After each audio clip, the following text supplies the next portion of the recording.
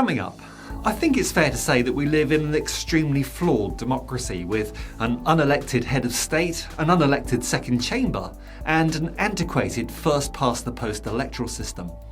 That said, up until now, it has been a democracy of sorts, but this week saw the Johnson cabal in Westminster ram through new legislation that undermines this fragile democracy, handing new powers to the government and leaving all British subjects with less rights and freedoms. When I make comparisons to the political situation in 1930s Germany, the trolls tell me I'm being hysterical. But some of the legislation forced through Parliament this week is truly terrifying. Stay tuned.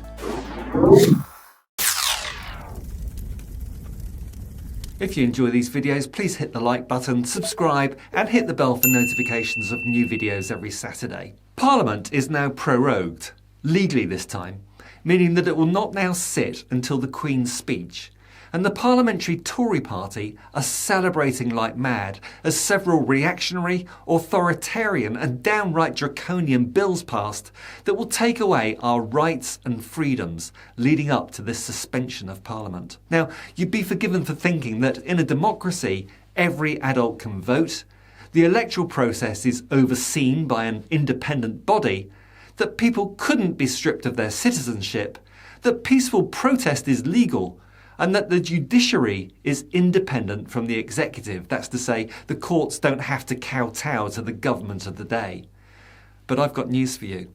Each one of these fundamental aspects of democracy has been undermined by Tory legislation approved by Parliament this past week, with the minimum of scrutiny in the elected House, but with multiple objections and amendments from the unelected upper house.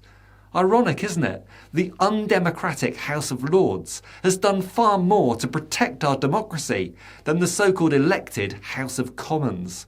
No surprise, really, when you consider that the lower house is dominated by a massive Tory majority based on only a 43% vote share at the last general election.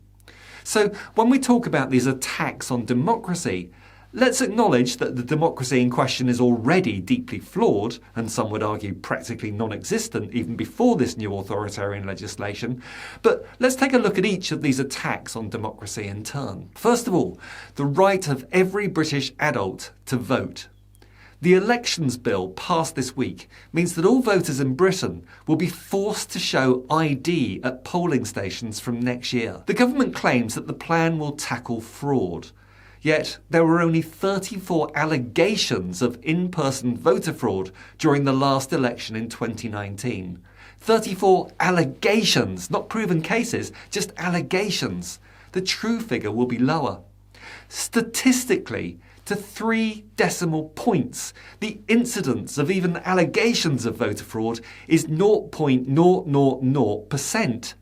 In contrast, in 10 constituencies selected for a trial where voter ID was required to be shown before a ballot could be cast, 1,968 people were refused a ballot paper for not having the right ID on them.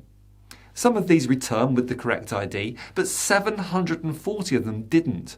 Probably because they have no passport, no driving licence and no other form of photo identification. My non-British viewers might not know that we don't routinely carry photo ID cards in the UK.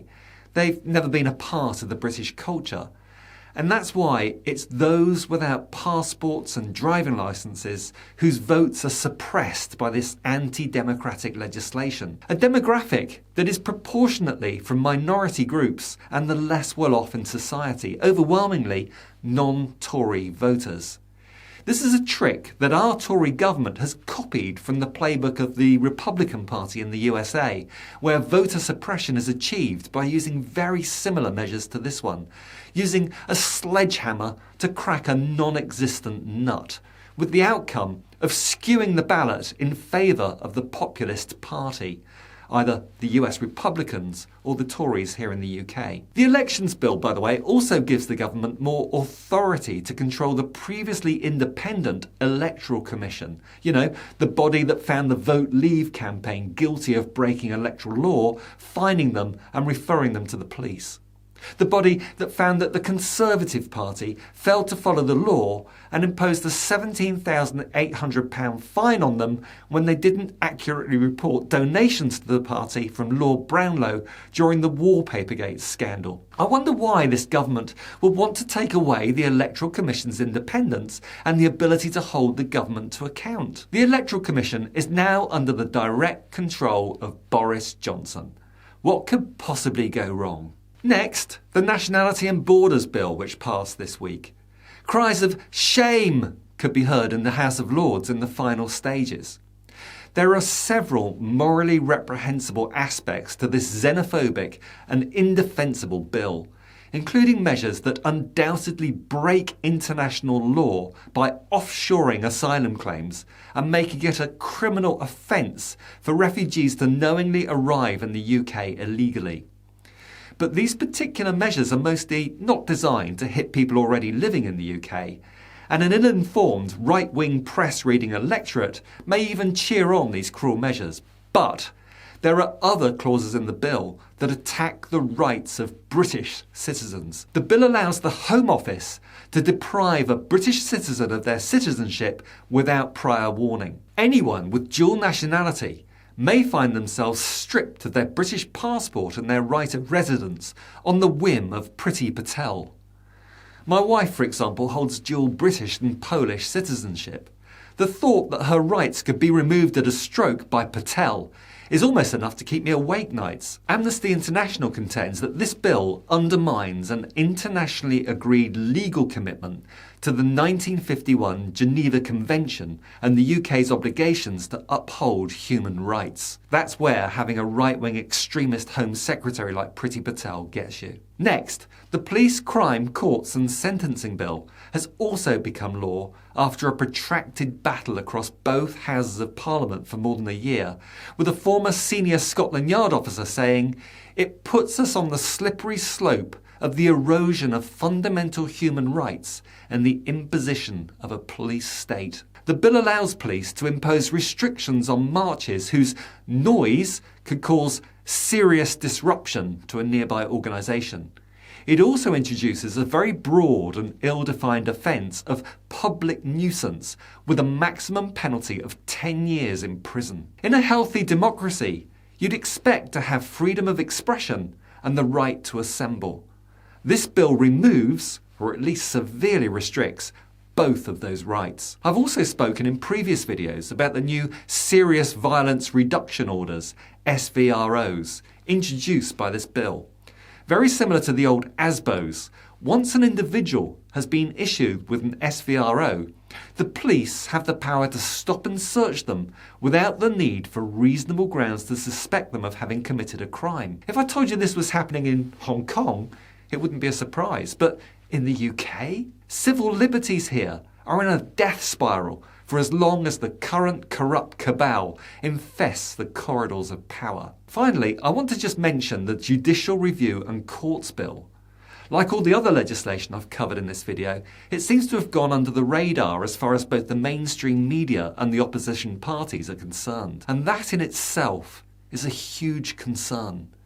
In a functioning democracy, we need the media and opposition parties to be holding this out-of-control government to account. But they seem to be getting away with dismantling what's left of our democracy piece by piece. Campaigners say that the Judicial Review and Courts Bill will restrict their ability to persuade courts to rule against government policies. The Public Law Project, the Good Law Project and Liberty have all spoken out against the plans, alongside the Joint Committee on Human Rights. And even the independent, apolitical, professional body for solicitors, the Law Society, say that the provisions of this bill will have a chilling effect on judicial review. Just like the Electoral Commission was a check and balance on the government's absolute power, so this bill will remove yet another check and balance by taking away the ability of the judicial system to challenge government illegality. Every day that this current government remain in power sees what's left of British democracy being degraded and removed. We can only hope that British voters come to their senses before it's too late. The attack on the ability to legally challenge the government and the attack on independent bodies set up to monitor government powers is now in full swing. The attack on the right to vote has also now begun. And if you think, well, it doesn't affect me, I've got a passport or a driving licence, or I can arrange to get a photo ID if necessary, then you haven't understood. This is merely the first shot in the battle, establishing the principle of voter suppression, the first of many measures to restrict voting rights to those groups who can be relied upon to return a government which will protect the status quo and the interests of the wealthiest and the most powerful in our society.